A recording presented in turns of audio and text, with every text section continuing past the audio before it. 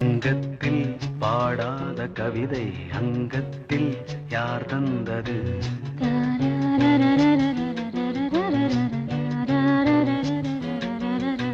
சந்தத்தில் மாறாத நடையொடு என் முன்னே யார் வந்தது?